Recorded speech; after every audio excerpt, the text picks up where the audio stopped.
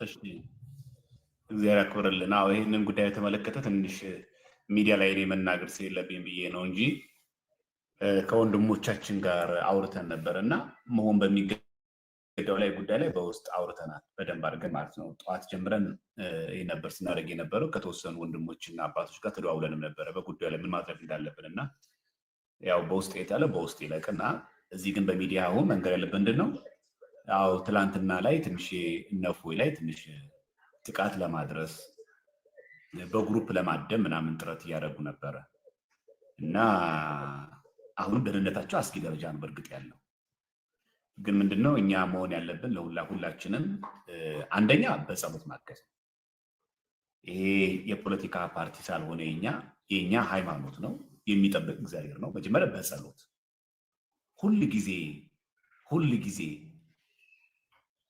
ውዳሴ ማርያም በደገምን ቁጥር ዳዊት በደገምን ቁጥር እፎይንና ዕቅበተ ምሕረት ላይ የሚሰሩ ደጋግ ወንድሞቻችንን በጸሎት አስቧቸው።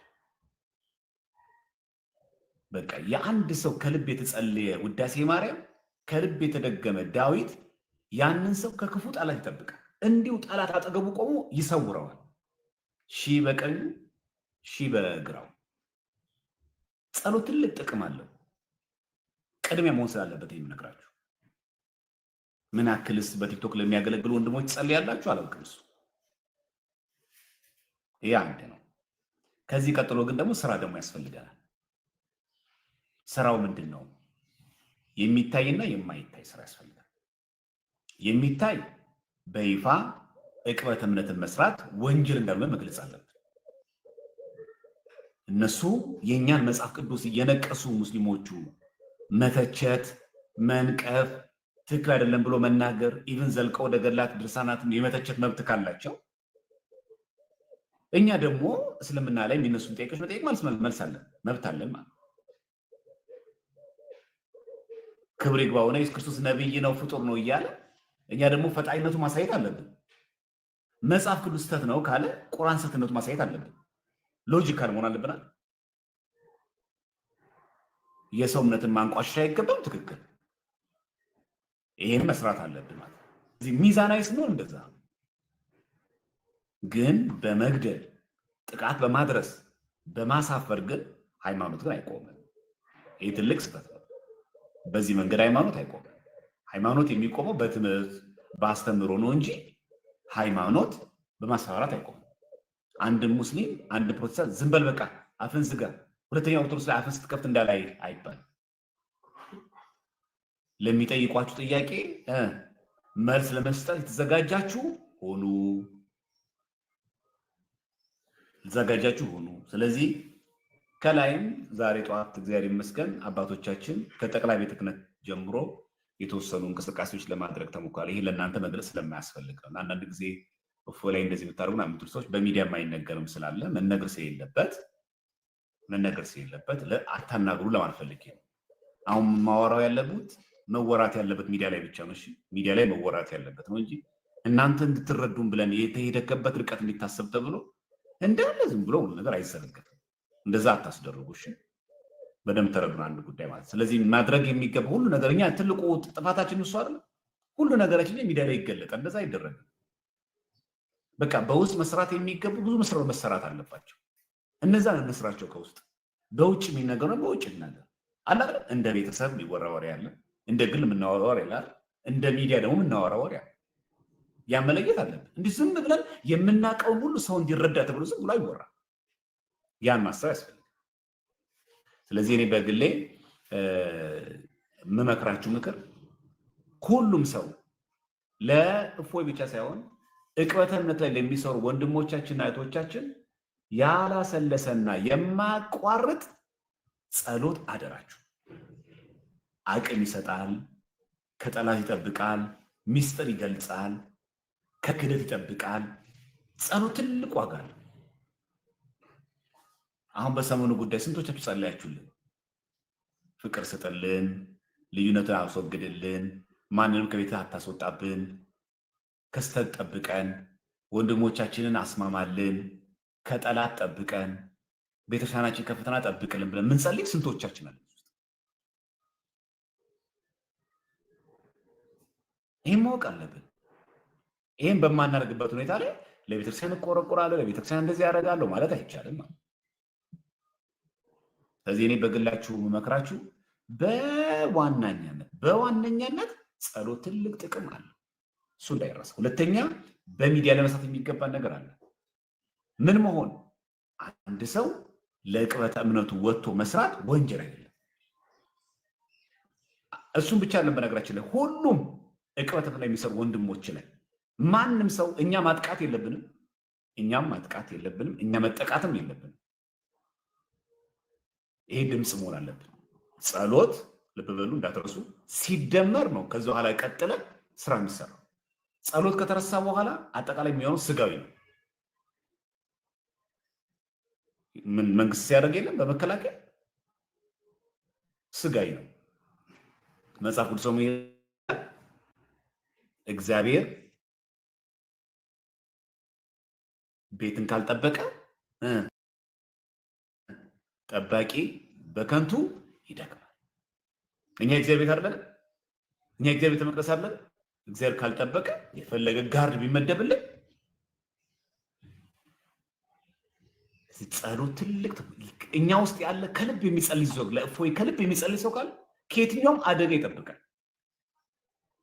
ይሄ ትልቅ ስራ ነው። ከዛ ቀጥለን ደግሞ ለወንድሞቻችን በተለይ እስልምና ላይ በተለይ ስፔሻል በሆነ መንገድ ዕቅበተ እምነት የሚሰሩ ሰዎች ልዩ የሆነ እገዛና ጥበቃ ማድረግ አለብን። ምናልባትም የፋይናንስ እገዛም ጭምር ያስፈልገዋል። አይመስላችሁ? ከቤት እንደ ልብ አይንቀሳቀሱም። ተከራይተው ነው ያሉት። ኑሮን እናውቀዋለን። ነገ ሰዎች የራሳቸው ያስፈልጋል። ለዚህ ራሳቸው ሬዲ አድርጉ። ራሳቸው ሬዲ አድርጉ። በጸሎት ማሰብ ብቻ ሳይሆን ሚዲያ ላይ ወተን ድምፅ መሆን ብቻ ሳይሆን ምንድን ማድረግ ያለብን በስነ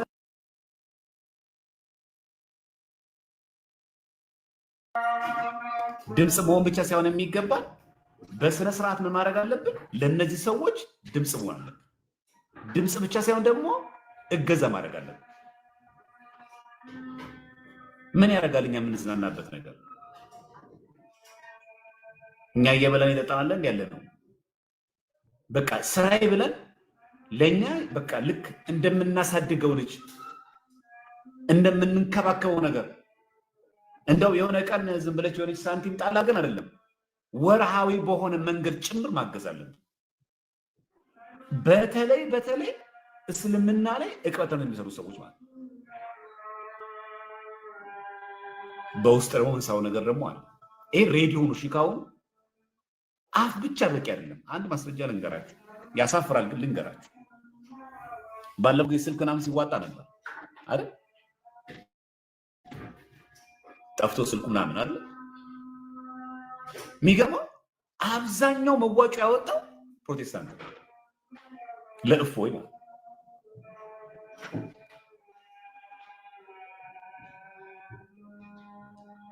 አብዛኛው ወሬ ነው። እኛ ጋር ያለው ድምፅ ብቻ በቂ አይደለም። ጸሎት ማድረግ ያስፈልጋል። ድምፅ መሆን ያስፈልጋል። እገዛ አድርጎ ስንባል ወሬ ብቻ ጥቅም የለውም። እኔ ሚዲያ ላይ ወጥቶ እንደዚህ በቃ ዝም ብሎ ማውራት የምጠላው ለዚህ ነው። በቃ ወሬ ብቻ በቃ ምን ይጠቅማል? አሁን እናንተ የምትፈልጉት እኛ ስላደረግነው ነገርና በውስጥ ዛሬ ስለተከናወነው ነገር ብቻ እንዲሆን አይደለም። በተግባር መገለጽ አለብን። የሆነ ነገር ከሆነ በኋላ እኮ ማንም እኮ እየይ ብሎ ይቀብረዋል። ከዛ የወደ የሳምንት ዩቲዩብ ወሬ እንሆናለን። ከዛ እንረሳዋለን። እኛ እንደዚህ ያለ ታሪካችን እኛ እኮ ነው። በቃ አለቀ። ወይኔ ምናምን ነው። ከዛ ፕሮፋይላችን እንቀይራለን። ከዛ እናለቅሳለን። ከዛ እንላለን። መጀመሪያ የምናደርገው ፕሮፋይል ነው የምንቀይረው። ከዛ እናለቅሳለን። ከሄደ በኋላ ምን ያደርጋል? ማሽቃበጥ ነው ይሄ። ስለዚህ የሚገባው አሁን እኛ እያለን መጀመሪያ በህይወት እያለን ትክክለኛውን መንገድ፣ ትክክለኛውን አስተምህሮ፣ ትክክለኛውን መስመር መጀመሪያ አውቆ በትክክል ማገልገል መጀመሪያ ያስፈልጋል። መጀመሪያ ከመነሻ መደገፍ አለብን። በጸሎት በምንገባበት ደግሞ ላይቭ ላይ በእንትን ጭምር ማለት በድምፅ በገንዘብ ጭምር እነዚህ ልጆች መደገፍ አለብን። ምንም የላቸውም። ነገ እኮ ህይወት አላቸው። እነሱም እኮ ነገ ማግባት ያምራቸዋል። ነገ እነሱ እኮ ቤተሰብ መመስረት እኮ ይፈልጋሉ እንዴ። ነገ እንደዚህ ይቀጣሉ፣ ልጆቹ እንደዚህ ይቀጣሉ። አይቀጥሉም እኮ ሰው ናቸው እኮ። ሁሌ እንደዚህ ሆነ ይቀጥላሉ። ተተኪ ማፍራት የለባቸው። የሚተካቸው መሆን የለበትም። ከስር መፈልፈል የለብንም። ሁሉም አሁን ቲክቶክ ላይ የምታዩት በፕሮቴስታንትም በእስልምና እቅበትን የሚሰራ ሰው ሁሉም ሰው እንደዚህ ቀጥ አይቀጥልም እኮ። ነገ የራስ ህይወት ይጀመራል። ነገ ወደ እርጅና ነው እየተገፋ ያለው። ነገ ልጆች እየተወለዱ ይመጣሉ። ላይቭ እየተቀነሰ ይመጣል። ወንድሞች እየቀነሱ ይመጣሉ። ህይወቱ ራሱ እየከበደ ይመጣል። የዛ ሰዓት አቤት በስመ አብ በእኛ ጊዜ የነበረው ቲክቶክ ነው ምን ያደርጋል ይዛኔ። ስለዚህ የሚተካቸው ልጆች ጭምር መኖር አለባቸው። እኔ እንደውም ያሰብኩት ተቋማዊ መሆን አለበት። የእነ እፎይ የእስልምና እቅበተ እምነት ስራ ላይ ተቋማዊ ነው መሆን ያለበት። ይሄ ግሩፕ አይደለም፣ ተቋማዊ መሆን አለበት። ቤተክርስቲያን አውቃ በስነ ስርዓት እውቅና ሰጥታ በሚዲያ በትክክል ኃላፊነት ወስዳ መስራት አለበት በግድ። እኔ ብዙ አለ። አሁን እዚህ ሚዲያ ላይ መናገር የሌለብኝን ነገር መናገር አልፈልግም። በቃ አለ። በጣም ብዙ ስራ መስራት አለብን። ስለዚህ በጸሎት ይሄንን እንበረታ። ቅድሚያውና ዋናው ጉዳይ እሱ ነው። የሚጠብቅ እግዚአብሔር ነው። ከዛ ደግሞ ሰውኛ ደግሞ ጥንቃቄ ደግሞ ይፈልጋል። የሚጠብቅ እግዚአብሔር ነው ተብሎ ዝም አይባልም። እግዚአብሔር ይጠብቀኛል ተብሎ ራቆት አይኬድም። ብርድ ይመታሃል። እግዚአብሔር አለ ተብሎ ቤት ክፍት ተደርጎ አይተኛም። ሌባ ይገባል፣ አውሬ ይበላሃል። ስለዚህ እግዚአብሔር ይጠብቃል ተብሎ እንቅልፍ አይተኛም። መስራት ያለብን ነገር አለ። ለዚህ ደግሞ ሬዲዮ ምናልባት አስፈላጊ ከሆነ በሚዲያ ስለማይነገር አስፈላጊ በሆነ ጉዳይ ላይ በምንቀራረብ ወንድሞች እህቶች መረጃ ሲተላለፍ በምን እናግዝ በምን እንድርጋ የሚለውን ነገር በውስጥ እናወራና እኔ እንደዚህ ማድረግ እችላለሁ የምትሉ ሰዎች እንደዛ ማድረግ አለባቸው። ብዙ የቤት ስራ ነው ያለብን። በተለይ ደግሞ ደህንነት ላይ ምንም ስጋት ሳይኖርባቸው የደህንነታቸው ጉዳይ ጥያቄ ውስጥ ሳይገባ በትክክል የሚያገለግሉበት መንገድ ሳያፍሩ ሳይፈሩ ይህን ኤንቫይሮንመንት እንፍጠር። ምን ከፍላለሁ የቤት ክራይ፣ ምን በላለሁ አስቤዛ እያሉ ሳይቸገሩ ይሄ ቋሚ የሆነ እርዳታና እገዛ ያስፈልጋል። ይሄ ለሁላችን። ሁሉ ነገር ግን ሚዲያ ላይ አታውሩት እሺ፣ አደራችሁ። ሁሉ ነገር ማድረግ የሚገባ ነገር በሙሉ ሚዲያ ላይ አይወራም። ግን አንድ ነገር በይፋ ማውራት ይቻላል። ጸሎት ማድረግ፣ ድምፅ መሆን፣ ድጋፍ ማድረግ። ምን አይነት ድጋፍ እንዴት የሚለው ግን በውስጥ ይለቅ። ግልጽ ሀሳብ ያለ ገብቷችሁ ከሆነ ምን አይነት ድጋፍ ነው? ያ በምን እሺ ጌሪ ይሰጣለሁ። ምን አይነት ድጋፍ ነው? እንዴት ነው የሚደረገው? በምን መልክ እናድርገው? ቤት በኩል ይሁን የሚለው ግን በሚዲያ የምናደርገው ግን አይምሯችን ዝግጁ ይሁን። በቃ መስራት ያለብን ነገር ርቀተ እምነት ላይ ማንም ሰው በተለይ በጠበቀው ሃይማኖት መስሪያ ጥቃት አልፎ ደግሞ ለሞት መደረግ የለበትም። እኔ ይህንን አምናለሁ። መስራት ያለበት ያለ ነው። ብዙ ነገር ደግሞ በተቻላችሁ መጠን ከውጭ ይልቅ በውስጥ መስራት እንልመድ። በነገራችን ላይ እስልምና ላይ ዕቅበተ እምነት የሚሰሩ ሰዎች ራሳቸውን ሰጥተው ነው የሚሰሩት። በጣም ከባድ ነው ነገራችን ላይ እንደ ኢትዮጵያ ማለት ይሄኛ አሁን እዚህ በፕሮቴስታንቱ ዓለም ላይ የምንሰራው ዕቅበተ እምነት በመጽሐፍ ቅዱስ ላይ የምንሰራው በግላ ድርሳት ላይ የምንሰራው ምናምን እንደነሱ አድርጋችሁ እንዳታስቡት። የነሱ የህይወት ተወራርዶ ቁርጠኝነት ብቻ አይደለም፣ የህይወት ተወራርዶም አለበት። ህይወትን ሰጥተው ነው። ከባድ ነው እውነቴን ነው የምላችሁ። ህይወትን ሰጥተው ነው። እዚህ መሀል ላይ ሞት አለ፣ እዚህ መሀል ላይ መገደል አለ።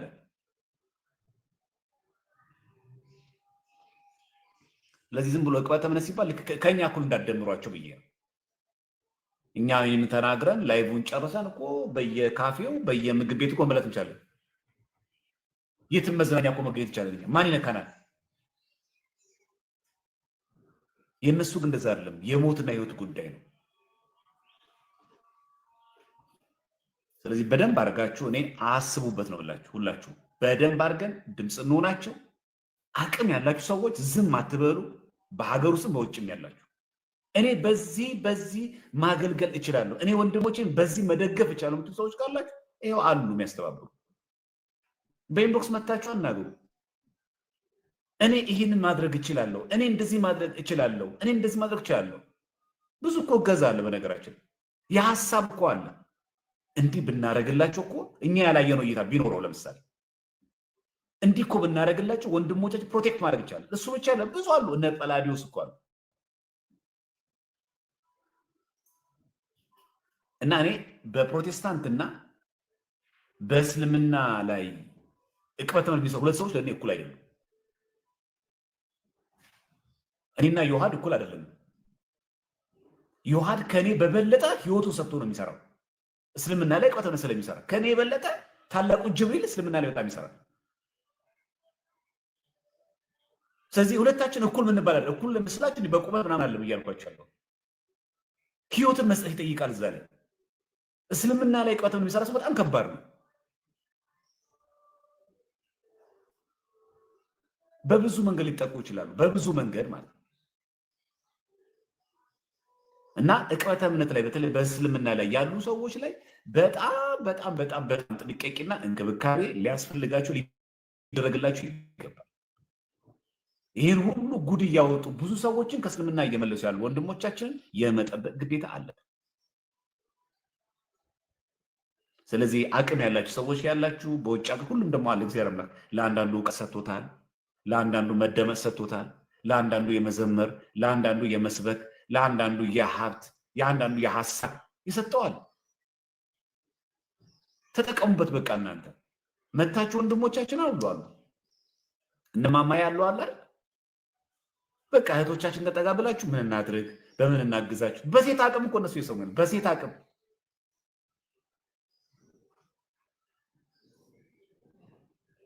በቃ ደከመኝ ሰለችን ሳይሉ በሴት አቅም እንኳን ይጋደራሉ ሴቶቹ። ቀላል እኮ አይደሉም እኮ እህቶቻችን ራሱ። የእነሱንስ ማናየ? ጠዋት አንዷ ስትከፍት አንዷ ደግሞ ከሰዓት እየተቀበለች አንዷ ደግሞ ማታ እየተቀበለች እየተቀባበሉ ቀላል ነገር አይደለም ይሄ። ስለዚህ ወንዶቹ ብቻ ሳይሆን ሴቶቹም ጭምራሉ እስልምና ላይ በጣም የሚጋደሉ ማለት። የኛ የፕሮቴስታንቱ ምናምን ላይ እኛ ምንም እንትን የሚባለም እስካሁን ባለው እንኳን ቢያንስ ሁኔታ እንኳን አሁን እንደዛ የሚደረግ አይደለም። እነዚህን ግን መደገፍ ግዴታ ነው። እውነት ትኩረት አልሰጠናቸው። በነገራችን ለብዙዎቻችን በተለይ ይሄ የኛም ድክመት አለበት፣ የኔም ጭምር አለበት። እዚህ ውስጥ ብዙ ጊዜ ትኩረታችን በመጽሐፍ ቅዱስ ላይ የሚነሳው የፕሮቴስታንት ጥያቄዎች፣ የገላት ጥያቄዎች ምን መልሰው ብዙ ጊዜ አይታችሁ ከሆነ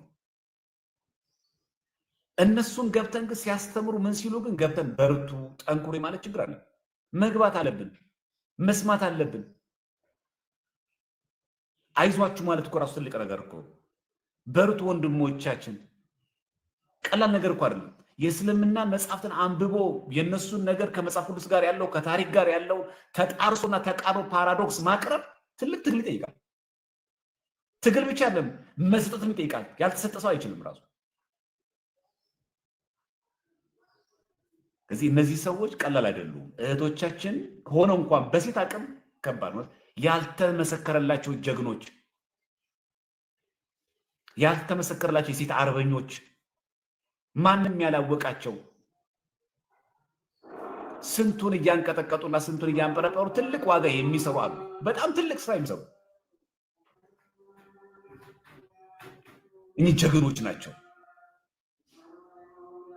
ሴት ሆኖ ለሰማዕትነት የተዘጋጁ ወጣትነታቸው ሳይበግራቸው ደከመኝ ሰለቸኝ ሳይሉ እናቀለም። ሴቶች ምን ላይ እንደሚያተኩሩ እናቀለም። ማህበራዊ ሚዲያ እነዚህን ጊዜ ሰጥተው ተመስጠውበት አንዷ ስትከፍት አንዷ ስትከፍት አንዷ እየተባለዋል። ምን በወጣቸው እነዚህን ሰዎች እኛ አይዟችሁ በርቱ ካል ማን ነው በርቱ የሚላቸው? ስለዚህ ደህንነታቸው መጠበቅ ብቻ ሳይሆን ሞራል እንስጣቸው፣ እናጠንክራቸው፣ እናበርታቸው። የኛው እህቶች ናቸው፣ የኛ ወንድሞች ናቸው። እኔ ከሆነ በኋላ የሆነ ነገር ማሞቅ ጥቅም የለውም። የሳምንት የቲክቶክ እና የዩቲዩብ ርዕስ ነው የሆኑና ከዚ በኋላ ቻው ብለን ቀበርና በቃ እኮ ድሮ ነበር እኮ በእናትህ ገሌ የሚባል ሰውዬ ምን ያደርጋል? ከቀበርክ በኋላ መድረስ አሁን ነው። መርዳት አሁን ነው። ማገዝ አሁን ነው። ማሰብ አሁን ነው። ካንገበገበን አሁን ነው። እኔ ማስበው እሱ ነው። በቃ የሚቀድመኝ ነው። የሚያንገበግበን ነገር ላይ በጋራ ሆነን ለጋራ አንድነት ለቤተክርስቲያን መስራት አለብን። ስለዚህ እነዚህን ሰዎች በእስልምና ላይ ቆይተው የሚሰሩ ሰዎች ልክ እንደኛ አድርጋችሁ እንዳታስቧቸው። ከኛ የተሻለ እንክብካቤ፣ ከኛ በተሻለ እንደውም በበለጠ ጥንቃቄ ያስፈልጋቸዋል። እናግዛቸው፣ ከጎናቸው ሆነን እንስራ ለማለት ነው። እግዚአብሔር እንግዲህ ትላንትና የመጣው ነገር በምህረቱ አርቆላቸዋል። እንኳን ጠበቃቸው። ቸሩ አማኑኤል እንኳን ከክፉ ነገር ጠበቃቸው። ዛሬ ጥቁር ነገር አድርገን ጥቁር እዚህ ጋር ፕሮፋይል አድርገን ከማልቀስ ጋር እንኳን ጠበቀን። ቸሩ መድኃኒዓለም ደግሞ የነገውን ደግሞ እሱ ያውቃል። ከክፉ ነገር ጠብቆ ከክፉ ነገር ሰውሮልን ደግሞ ነገር በተሻለ ሁኔታ ደግሞ የምናያቸው የሚያገለግሉ ነገር አምላክ ያድርግልን። እግዚአብሔር ከሰወረ ይሄ አሁን የማንቂያ ደውል ነው። ሃዛርድም ይሄ ማንቂያ ነው። በል ተጠንቀቅ፣ እንዴት አደጋ አለባቸው፣ ወንድሞችን ታደግ፣ በኋላ ነገር ያልነበረ እንዲህ ያልነበረ እንዳንባል ይሄ ማንቂያ ደውል ነው።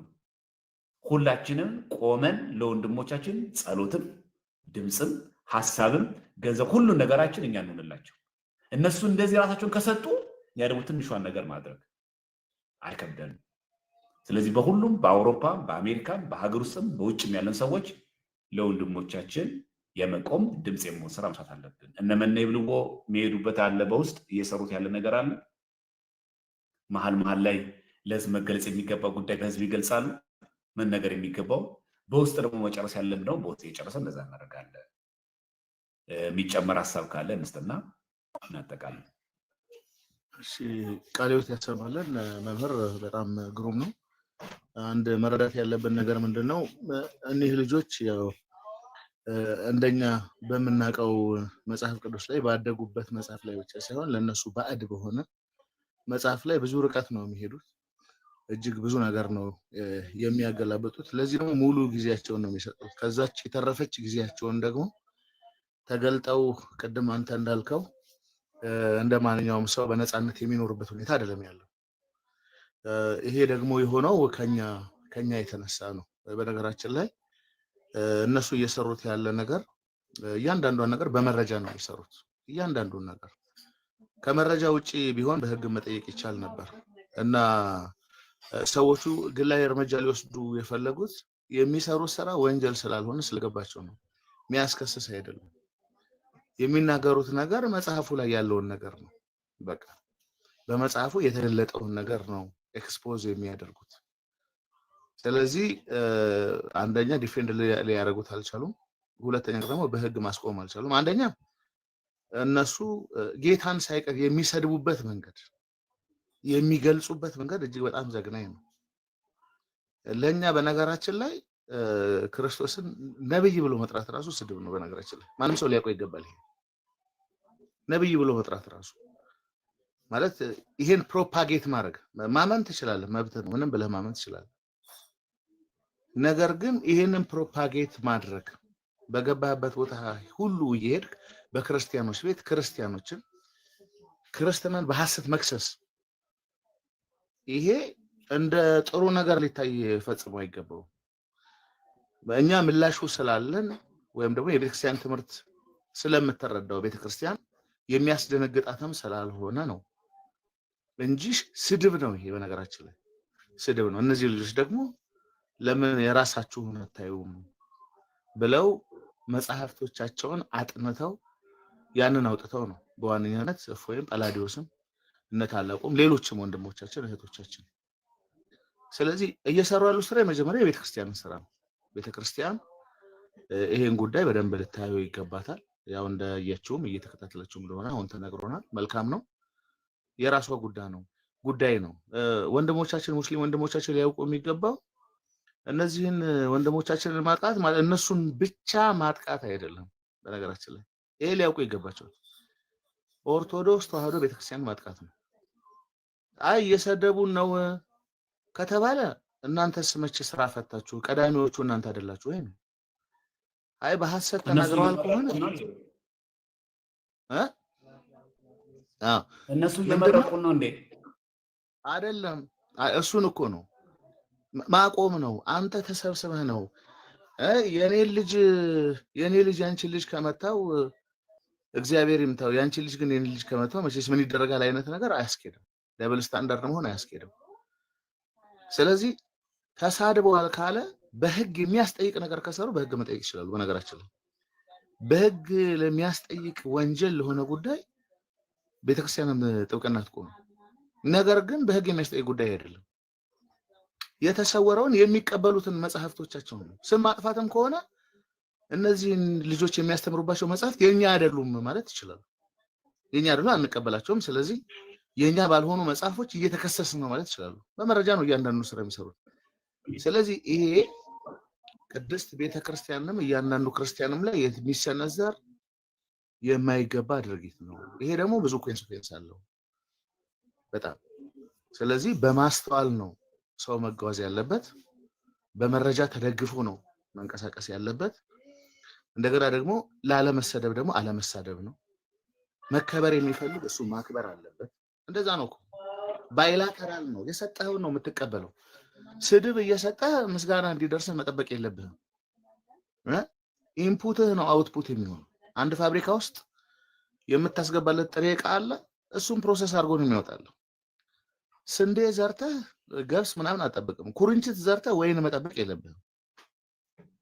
ስለዚህ የጋራ ነው መከባበር። መከባበሩን በጣም እንፈልገዋለን እንደ ቤተክርስቲያን በሚገባ ማለት ነው። አለመከባበርም ሊኖር አይገባም። እውነት ነው። ሁሉም ሰው የፈለገውን የማመን ነፃነት አለ። ነገር ግን አንድ ሰው ብድግ ብሎ በቤተክርስቲያኒቱ አስተምሮ መጽሐፍቶቿ ላይ አክብራ አግና በያዘችው በአምላኳ በኢየሱስ ክርስቶስ ላይ ክፉ ነገር ግን ሲነገር ኖ ተሳስተሃል፣ አንተ ይሄ የከሰስክበት ጉዳይ ነው አይደል ያለው፣ አንተ ጋር ደግሞ ያለው ላሳየ ብሎ ስላሳየ ልታኮርፍ አይገባም ማለት ነው። ስለዚህ እውነት ነው። ቤተክርስቲያንም ይሄ የራሷ ጉዳይ ነው። እነዚህ ልጆች ላይ የሚሆን ማንኛውም ድርጊት ሁላችንም ላይ ቤተክርስቲያናችን ላይ የሚሆን ድርጊት ነው። በዛ ልክ ሊታወቅ ይገባዋል። ጥሩም አይደለም፣ መልካምም አይደለም። ለወደፊቱም በእንዲህ ሁኔታ አንቀጥልም። ዓለምም እንደዛ አትቀጥልም። መነጋገር ነው በቃ፣ ሁሉን ነገር መነጋገር እንጂ አትፈቅድም። ወደኋላ መመለስ አንችልም። ዝም በል አይነን ጨፍ ምናምን የሚባል ነገር የለም። ሁሉ ነገር ይገለጣል። ጌታም ብሏል፣ የማይታወቅ የተሰወረ የማይታይ የተገለጠ ነገር የለም። ስለዚህ ሁሉ ነገር ይገለጣል፣ ሁሉ ነገር ይወጣል። ለዚያ ደግሞ የቤተክርስቲያን ልጆች አስበው ብዙ ርቀት ሂደው ነው ምላሽ እየሰጡ ያሉት።